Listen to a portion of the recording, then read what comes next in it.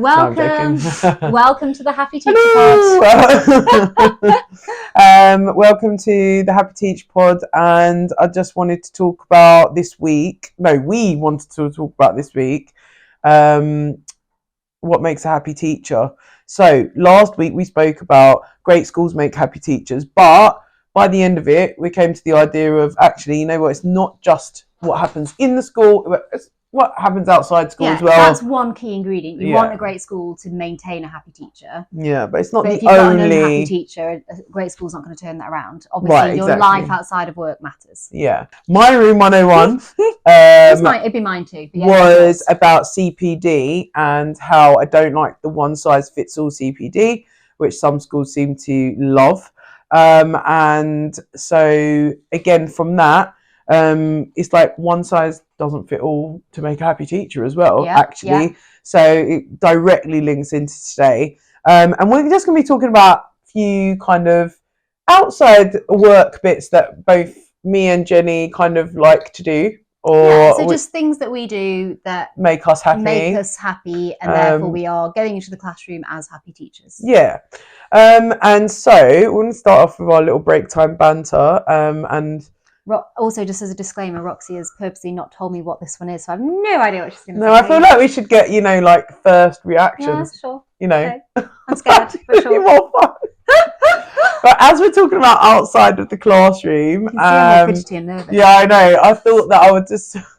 I think it was about 5 or 6 weeks ago, one of my daughter's other like mum friends from the class messaged me and was like, "Oh, do you want to go to this new workout class with me?" Well, I mean, I am not a big person. Like, I'm not a big workout person anyway. Yeah. But I was like, you know what? Yeah, fine. I was like, "What kind of workout is it?" And she was like, I'm thinking it's going to be something like pole dancing. No, I've done that before. No, I'm joking, not really. We'll see. Well, I don't know. You have to find out for yourselves. So no, it was a disco workout class. You would have bloody loved this class. That does sound great. It was a disco workout class, but you had to take your own. You have to take your own clothes off. Well, your own glow sticks. Yes, you had to bring your own. You had to bring your own glow sticks, right? And I was like, well, I'm only going to go to this class once to see how it is. You must have known. I'm not going to buy my own. I didn't go back. Oh. No, and not because I didn't want to, but yeah. Oh god, that's another story for another day. But no, it was. There was a lot of them. The glow stick. You had to bring your own glow sticks, right? But I didn't. Oh my god, the people there, they were invested. They had glitter on their faces. They were dressed to the nines, ready for the disco dance class, whatever it was called, the glow stick. You didn't even have glow sticks. No, I felt really out of place actually. Yeah. I didn't. A bit disrespectful, really, I'd say. But everyone knew they had full on. Imagine Zumba on crack. That's what it was like, right? Because it was literally that people were just going wild in this class, and everyone was quite a lot older than me as well, and they were literally. I was impressed with the stamina, because I tell you something, I had to have a good few breaks during that class. Oh my god! So in terms of thinking about the happy teacher, that did make you. Yeah, no, it didn't. It did give me a good old laugh. And had you brought your own glow sticks, you might have been even happier. Maybe. So yeah, we wanted to talk about things like that today. So yeah, I like that. That was a good one. Yeah, I'm glad that you left me guessing. I've got to say, and I did the next day. I went to work, and the woman that I kind of speak to the most at work, I did tell her all about my glow stick. See, there you go. That's why it's break time. That's why I felt like it had to be included. So it was included in your your actual break. Yeah, it definitely. We had a laugh over a cup of tea about that. That was very funny. Yeah, so that's the kind of stuff, and which leads on nicely to my initial kind of thought when I thought about what makes a happy teacher. It's doing things outside of work, watching vlogs on YouTube, or I like doing something for myself. I even I have been partial to going out for a walk, just getting my headphones on. You say it's the craziest thing in the world, though, Roxy. Oh, God, I have been known to go out for a walk. Yeah, because if you ask my husband, he would really literally she hates walking. He hates walking. No, me, I hate walking, not him. He loves walking. I don't like it. And one thing that I've noticed in different schools that I've worked in is that so often people have this mentality that once they're in school, they almost kind of forget about themselves, and they just Oh go the yeah. entire day, and they've not actually been outside and seen any sunlight. And what I do, I always go for a lunchtime walk. Every Oh. single day that I teach, But how I long go is your lunchtime? Oh, this is quite a where bit longer Jenny's going than to make you yours. jealous. Yeah, Ooh, I think go it's like on. about an hour and 20 minutes. Yeah, well, then Hour and 10 that minutes. affords you the time to go for a But walk. but I sometimes only when have I've a got 40-minute sometimes lunch. I have a lunchtime meeting. And so Yeah. what I do is even just as simple as not going to the canteen the inside way. Like I So go you go, outside that's very and true. You can have a include little those bit of type of vitamin things. D Yeah. just to make my way from a classroom to the Mm. canteen. Yeah. But I even think, okay, at a break time, you get a 15-minute break, say, and I know obviously it depends if you're on a break time duty, but even just going for a 5-minute walk at break time, I think is really good for my happiness level, just to know that I've seen the sun Yeah. in the depth, especially, we're recording this in December. I think this time of year, I always make sure I go for a walk every single day Yeah. whilst at work Yeah. during the school day. Yeah. I think a lot of people, actually, a lot of people in my old school, they used to do that. They used to go out at, but then again, it was like an hour, like when it was an hour lunch, it was No, easy to you are do right. that. And so again, what we're saying, a lot of these things aren't going to fit everyone's No. needs, what they want to do, but also maybe they can't make it work at that particular school that they're at. No. But I think everyone could probably find 5 minutes in a day to go for a walk. Yeah. Maybe you don't want to. No, maybe you don't want to. Maybe you don't want to, fine. I just wanted to put out that, these fun activities can take place within the school day. And I find walking fun. Definitely. For me, when I think of a fun activity, though, I do think about doing it outside of work. And I feel like I want to just separate myself from work when I get home. Like, I don't want to be... I'm not one to work at home anyway. That's an episode for another day as well. That is. But I know some people are, but yet they still want the separation. They still want to do some fun things outside of work. The first thing that came to mind for me was having a good support network and having quality time with them. And that can mean so many different things. So yeah, we're both parents. So for me, a huge part of my happiness is 2 children.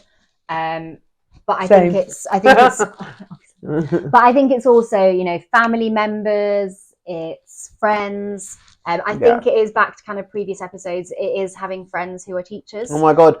The support network of teachers that I know, it's just like... And that's part of the point of this podcast, invaluable. Isn't it? Like that we can be this big support network to each other. And if you're not currently a happy teacher, let's try and find ways to make you a happier teacher. Yeah. Because I think part of the reason we're still friends after all this time is obviously because, you're hilarious and I love you and all those sorts of things. Of course. But I think the fact that we've both stayed in teaching has given us that common ground to sometimes rant about, but to sometimes inspire each other about. Because it's funny, we don't always talk about teaching when we're with each other, but we always seem to... We never don't.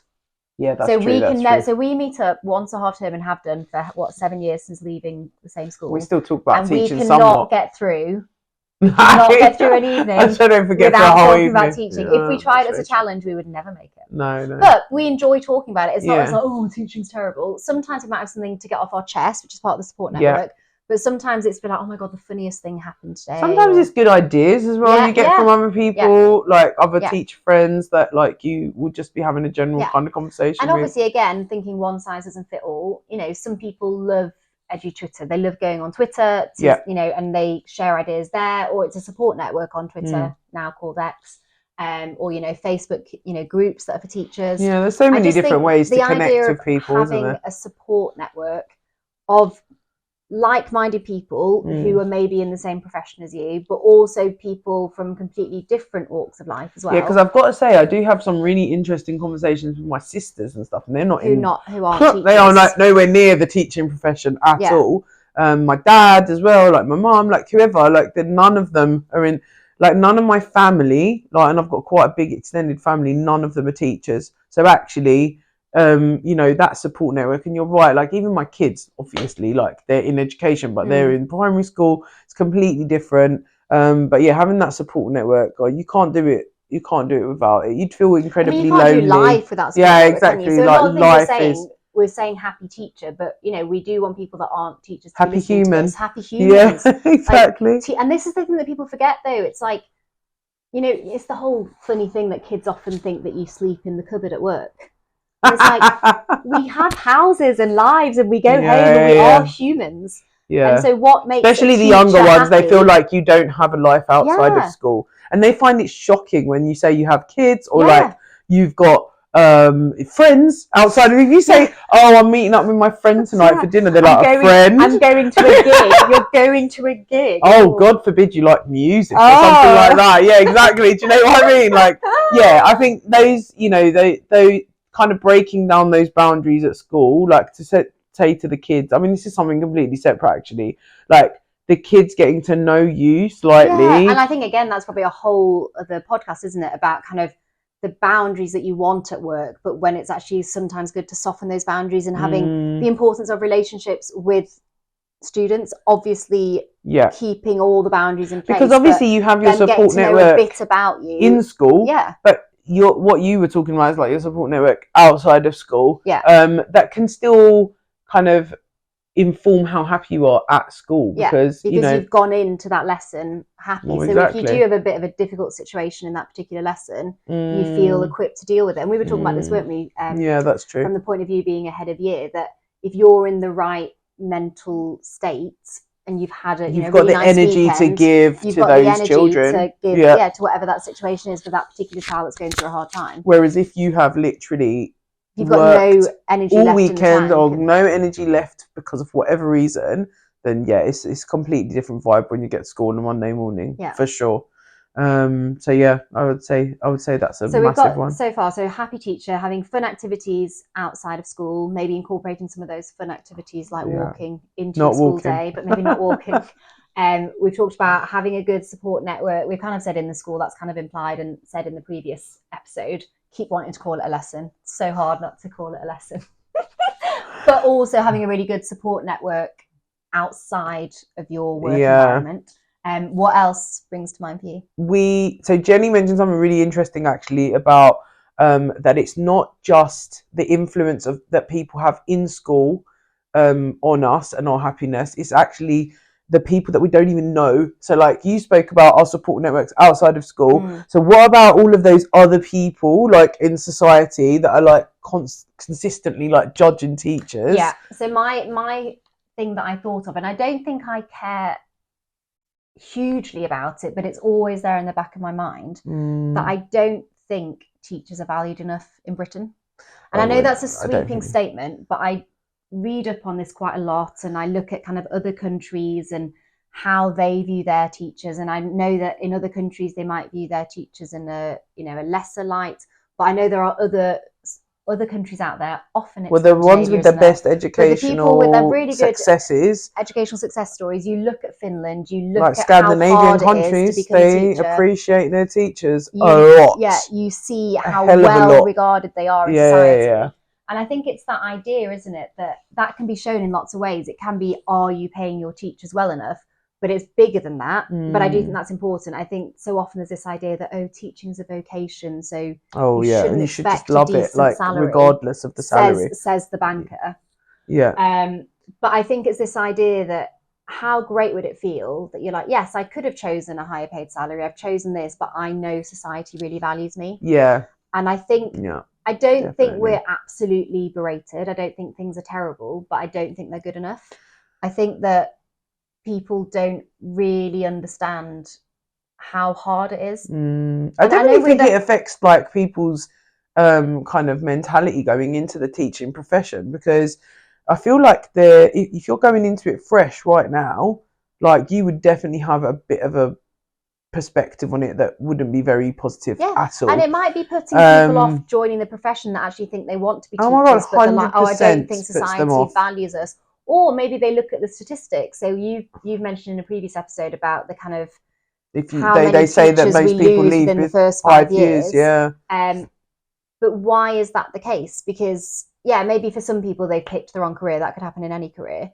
Yeah, some people, fair enough. And maybe for some people it is that a lot of people it's to do with their mental health and their happiness. Yeah, and I wonder how much of that mental health is to do with the fact that they're working so hard at the beginning of their career, because you do work long hours at the beginning. You do. And then you go on the news and you see another damning article about teachers only do the 9 to 3, or teachers get the holidays? The what amount are they complaining about? During the teacher strikes last year, oh my god, I was very active on like just replying to people's comments because on social media. Yeah, on social media, because just on my like private account. But I was just thinking, I don't want people to be making these comments, these sweeping, like you saying you're making a sweeping statement. There are plenty of sweeping statements out there about teachers, and it was. To me, it wasn't like upsetting me. It was just annoying me more than anything else and frustrating me, because I was thinking to myself, this is not true. Like, what you're saying is not true. Like, we only work 9 to 3. Why should we get paid like whatever amount or whatever? When we're striking, we're affecting kids' education. I was thinking, like, I think my husband worked it out. It was something like in the last 10 years, we have only striked, I want to say it was something like 9 days, like total. So he worked out as a percentage. It was like the most minimal percentage. And it's so only those because kind we've of got arguments, to that point. yeah. But those kind of arguments, people listen to and believe, even though they're not true and they're completely false. And so those kind of things 100% affect you and how you're going into work, and how, you know, maybe other people at school are judging as well, because not everybody striked, not everybody kind of got involved in all of those types of things. And it's like, you don't know what viewpoint those other people share as well. You don't know anyone's story. You have to have a pretty thick skin, I think, to be working basically in those kind of jobs, like not just teaching jobs, but like jobs that are not in the private sector, essentially. If they're in the public sector, essentially everything you do is going to be can be criticised. Yeah, everything you do. And it is nearly always criticised by people that don't have all the information. Yeah. And this is the thing that gets to me the most, without us kind of sounding like we're going on a rant. We're supposed to be the happy teachers. We're definitely sounding like the grumpy teachers here. But my final point on what society thinks is that I do sometimes think people have this idea that they know what they're talking about because they went to school when they were a child. Oh, but that's always the thing, isn't it? Because a lot of the comments that I was replying to was like, oh, when I was in school. And I'm like, no, like, this has changed from 20 years ago or whatever. Like, you know, and also, even if you only went to school 5 years ago, you were the student, not the teacher. So you actually have no real idea of that teacher's workload and all the things they're doing behind the scenes to plan your lesson. So you can't say, oh, I saw the teacher go home at 3 o'clock, so therefore they do a 9 to 3. Because you don't know what work they did that morning, what time they got in, what work they do at home. Well, and let me add, all of the people, and this might not even get into the episode, but all of the people in government who are making these key decisions also have not been teachers before. And so they're making these key decisions or judgments on the profession that they have no experience in. Yeah. And I do think this is an episode for another time. Should people in power deciding these key things have had some involvement in education themselves? Do. You know what that reminds me of again? And this isn't me trying to get too political here or anything, but I don't know if you remember, but when we both worked together, Estelle Morris came into our school, and she was a former education secretary. It's actually irrelevant which party she led. The point was she was a teacher. The final thing that we wanted to talk about was self-care. And that does directly link into mental health as well. But the self-care element of like actually taking care of yourself, taking time to yourself. Like, I know that you love a massage, for example. But had one yesterday. Oh, it was great. Look at that. See, it's like I knew. Ooh, okay, what do I like doing self-care wise? I like reading a book. But again, like, do I ever have time to read a book? No, but I do like trying to read books. Do you know on that though? Sorry to interrupt, but I know obviously I'm blessed with the fact that I am a lot more part-time than I used to be. But I used to find it really difficult to fit in reading. And now I do a lot more reading. And I think that is partly that I have a bit more time because I'm part-time. But I think it's also we're at later stages in our careers, so things don't take us as long. Probably. You know, we've both started at new schools, and I've done a new subject. But planning doesn't take me as long anymore. No. So I, just like you were saying about not taking work home, I don't take work home either, and therefore my evenings. You definitely have like more time to like do things in the evening. I love cooking. Yeah, that's got to be my thing actually, to relax the most. Self-care. I really like cooking. Don't tell my husband. So one of the things is I also love cooking, but Roxy's working in a state school where she doesn't get her lunches. I do if I have you duty, do if you do a duty. But I actually often still make my lunch, to be honest, because whereas I prefer... at interview, when they say, do you have any more questions, I say, what is the lunch situation? And if they're not giving me a free lunch, I'm not working there. And that might seem a bit ridiculous to some people. There's no such thing as a free lunch, Jenny. There is. And I can tell you the Marcel schools. Mouse. But yeah, I do not want to think about my lunch. I want it to be provided for me. No, fair enough. But I actually like the process of cooking. I like it. I like going home and cooking dinner in the evening. I like cooking inventive things to try and make the kids eat vegetables. Yeah. Things like that. For me, my creativity in the evening comes from the cooking side of things. Yeah. But yeah, that's 100%. That's me. Yeah. So I do really like cooking. One thing I really like is we have an allotment. Oh yeah, you're very much so I like earthy. I'm not like that. You're making me laugh because, without kind of obviously naming names or anything, some students that I've worked with have these ideas of what I'm like. They don't call me earthy. They talk about how I go home and make my own soap. I can totally imagine that. We've got you, miss. You're one of those millennials. You go home and you make your own soap. Oh, that is. And I'm like, I have been known to make my own soap. Oh my god! Because that is totally you. But an allotment, I do, and with the kids, I'd love to be able to grow my own food. We grow our own food. I've tried. And then we cook it, and I can get the kids to occasionally eat cabbage. So I go to the shop and buy my vegetables, and then I cook them. Usually some kind of Greek dish. Because you cook amazing food. Because I actually remember trying to bring all the different episodes together about kind of working together and friendships and stuff. I remember we went to a colleague and friend's house, and you made your own. I'll probably pronounce it not quite correctly, but baklava. Oh, I did make my own baklava. Yeah. Baklava. Oh, sorry, I'm not quite.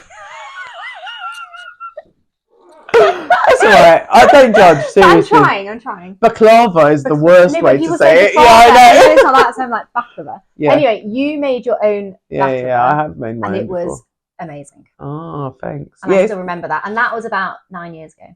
Oh wow, that did make an impression. Yeah, I do like cooking. But yeah, I think the self-care side of things, 100%. Whatever it is for you, earthy tones over here, or non-earthy over here. But no, it's finding things. Yeah, just find something that you like doing that doesn't involve other people, basically. And isn't reliant on. Yeah, I know. But you know what I mean? I like reading, and I'm there. Yeah, I'm not reading educational books. But great if you are. And I do read educational things. But that's in not school. I don't read it out. Yeah. Self-care wise, no. Yeah, something separate. Yeah. Okay, so we've listed about 5 things there that we think I mean, there's probably way more things that make people happy teachers, and I think that this maybe we'll have an episode 2 at some point. And also, we'd love to hear at this point. So, on the social media channels, on the website, what things make you a happy teacher? Yeah, definitely. But yeah, they're the kind of things that sprung to mind for us. So to end off, Jenny, you're on room 101 this time. Or get in the bin. Are we calling it get in the bin? So I don't know. We're in the middle of both of them at the moment. Okay, so last bit, room 101 / get in the bin / does anyone have any better ideas? Yeah, we're still on the fence. We'll take ideas. Yeah. So linked to the idea of what makes a happy teacher. Obviously, if something's going in the bin, it's something that makes me an unhappy teacher. So for me, and this will link into our next episode. See how we often make our links here. We're trying. Good lesson structure. Is tokenistic workplace wellbeing gestures. So when, and it could be, it's often a member of SLT that's in charge of usually it could be, usually it's a member of SLT and they get some kind of budget with well-being for staff, sort of well-being budget. That they can use. Happened where I don't know, you've had a Ofsted inspection or something, and you get for well-being they give you something.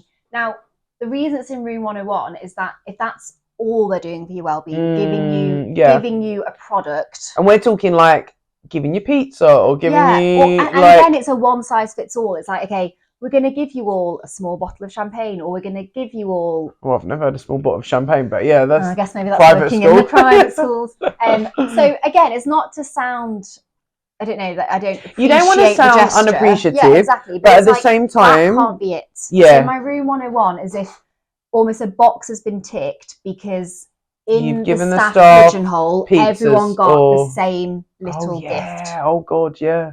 To recognise the hours and hours of work that went into an Ofsted inspection. Yeah. So that is my get in the bin. So my alternative is having a member of staff, whether that's a senior leader, whether that's someone who's the wellbeing coordinator, who truly thinks about staff wellbeing. Yeah. And when I mean what I mean by that is that they've done research into it.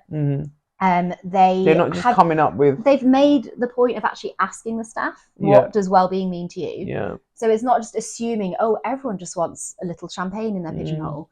It's actually saying, what would be meaningful to you? Because I was having this discussion with a friend that's in charge of well-being. You were telling me this, weren't and you? mental health, like kind of for the staff body, and she was saying that she'd asked the staff, but they hadn't replied. And I said, yeah, but did you kind of like give them different options, or did you just tell them to give you feedback? Because I often feel like, you know, when you ask them to just give you feedback, some people can't think of things off the top of their head. Like I might not have necessarily been able to think of something off the top of my head. Oh, I really want this for my well-being or whatever else. Yeah. So I think, like, you know, there's lots of different ways to do it well, kind of ways to do it. And like the time of year that you're doing it, are you doing it a really busy pinch point so people miss that email? Or there's that's ways another to thing, do it. Isn't it? There are ways to, you know, beginning of the year, inset, people are fresh, they've had the 6 weeks summer holidays, or 8 or 9 weeks if you're at a private school. Yeah, I know. I actually had 7 weeks last year, so it's not too bad. Not as good as yours, but I could stop talking about this. But the point is,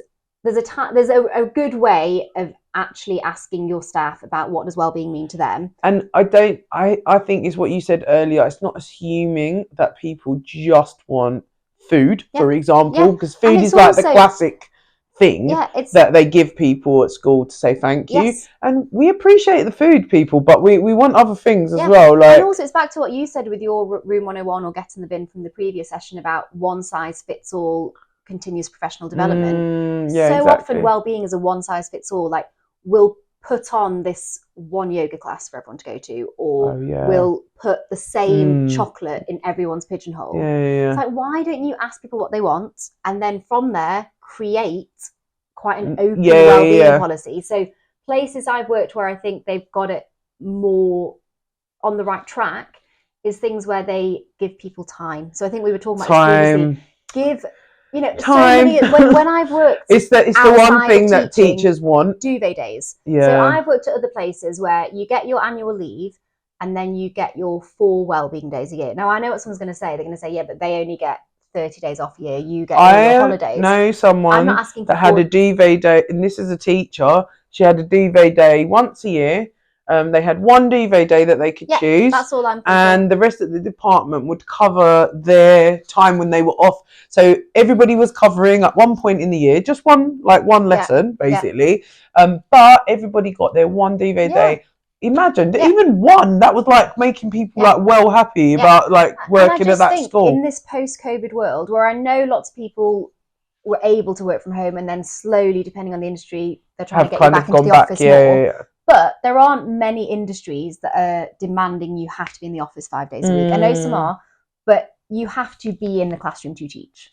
I mean, we can talk about that in a lot more detail, because there are, you know, obviously we managed to do online learning, and I'm not saying did we? Well, that again, another episode for another time. But what I would say is that there are ways that you can replicate some of the benefits that people in other sectors of work get. So you could offer one duvet day a year without repercussions that are that bad. You could also, a lot of schools do weekly like inset or bi-weekly inset.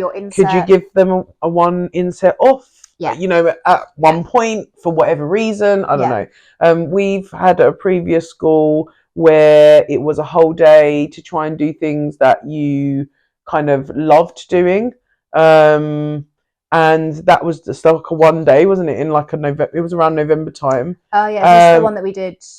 In kind of without going into detail, but I don't really want to go into detail why we done it, but the school would give us a whole day. It was essentially a wellbeing day. It was like a wellbeing day. The entire school. The entire school could do whatever they liked for that one day. And I guess what people might be thinking is, what does that mean for childcare for all the students? But they got given a lot of notice. It was in the term dates. It was an inset day for students, so they would have got that inset day at another point and anyway. The idea was it was a wellbeing day for students as well. It was supposed to be a wellbeing day for students, which was amazing. I think about and they came back and they wrote about what they'd done on that day, and teachers also wrote about what they'd done on that day, and they were supposed to do something they loved. And these are the types of things that we both remember, like from schools that we really loved. Their wellbeing policies. We had a really lovely department, and we all went. We all went to the Sky Garden. The Sky Garden in London. That was one of our days that we done. And I still remember that so well, and that was so many years lovely. ago. Really nice. So for me, the alternative is have more meaningful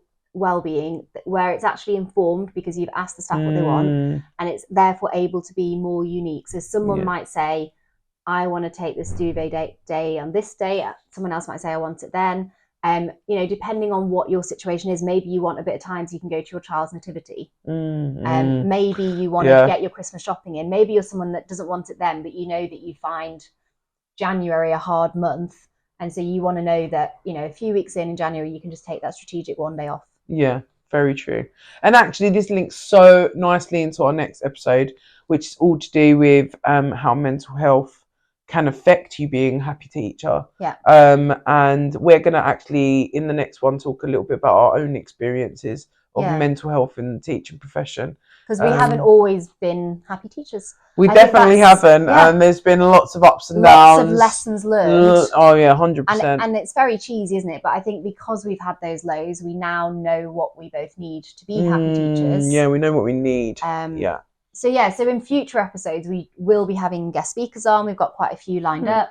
But next episode, we thought it'd be quite nice to just get quite frank about our own get to know us a little bit more. And see the kind of the struggles that we've had on the journey to becoming happy teachers. Okay. So thanks for listening. Hope you enjoyed the episode. Please follow us on all the socials. Thank you. Bye. Okay.